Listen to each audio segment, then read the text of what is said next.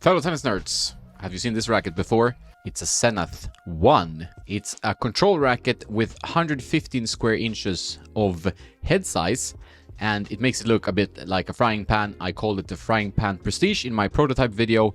This is very much the same racket, but it has a cosmetic now, which is quite clean and nice. Even their own stencil and butt cap. A very interesting racket to try. It makes people smile, so if you want a conversation starter around the tennis court, this is something to consider. And the specs are definitely something you won't see a lot, because usually when you have a 115 square inch racket, you have a thick beam, you're going to have loads of power. But in this case, it is a more control-oriented one, and that's why I called it Frying Pan Prestige, with its kind of thin beam and also very dense pattern. You can see the pattern here. It's like 2021. The idea behind this is designed by Michael Gordon, who sent me this racket. It's 170 pounds to purchase through his website, but you can get your own spec, which is pretty cool. The idea is to have a very forgiving sweet spot, but kind of like a Gravity on steroids, that you have more margin for error. And like at the net, playing doubles and so on, this one really delivers. Like obviously with the larger sweet spot, it doesn't mean that the sweet spot is so precise, but you're not going to shank so many balls with this one. It actually flows through the air pretty smoothly, but overall the large surface here will give you some nice clean hits, even if not perfectly timed, right? So bigger sweet spot, more margin for error. 115 square inches. Looks like a spade of the card, like ace of spades. Here in Spain, typical food is paella, and you cook the paella in one of these looking things, a paellera, we call it in Spain. Here with my buddy Adri. You've seen him. He's a great coach, hangs out in Marbella. What were your first impressions just seeing this frame? I mean, you look at this racket and it looks weird, but then again, the string pattern, or at least the separation of the strings, looks quite normal.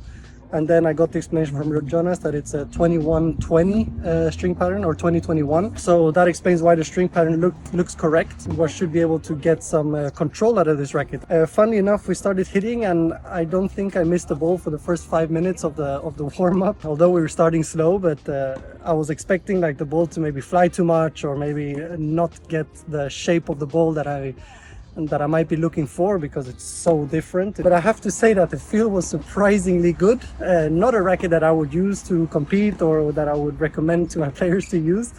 But you do get, I mean, you have feel, you have power. The sweet spot is absolutely massive. Fit probably your whole hand in the sweet spot. Felt great. I could do all the shots. I even drop shots, the volleys, the drop volleys, the top spin, slice. It's a fun racket to have in your bag and to show off and have a little laugh with your hitting buddies. Thanks for the hit, Jonas, with this, and it was funny to test, but I actually enjoyed it. Returning is quite easy with this one. Did actually hit a pretty good serve as well.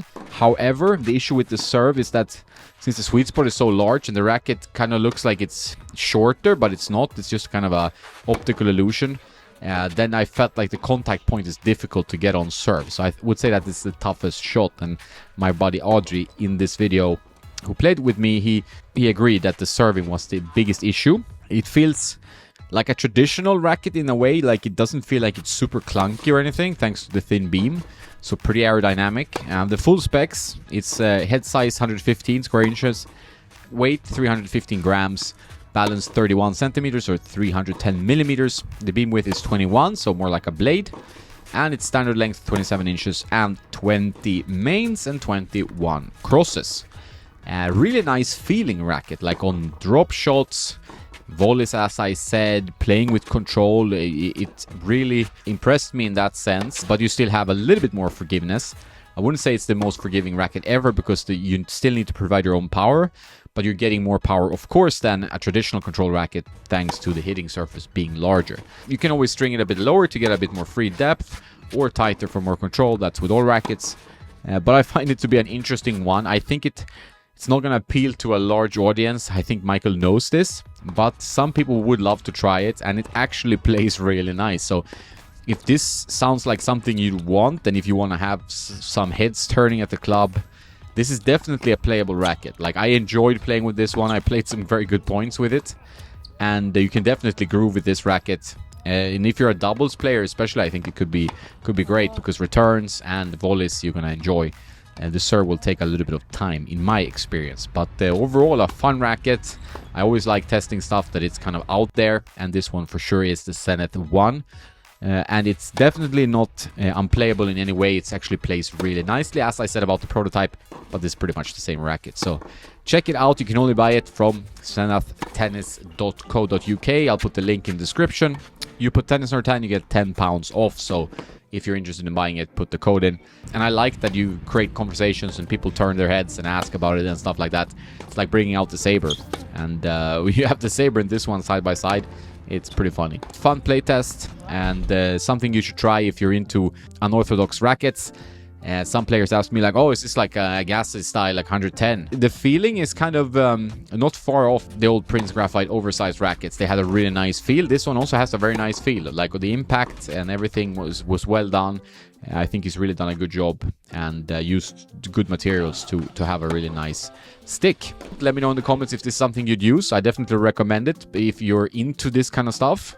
It's gonna be quite extreme, but when you're playing with it, it doesn't feel extreme at all. It feels like a normal racket actually. So that is the fun part of it. It looks more different than it actually is when you're playing. So that's it. I hope you enjoyed the review. Have a nice day now, and don't forget to play some tennis.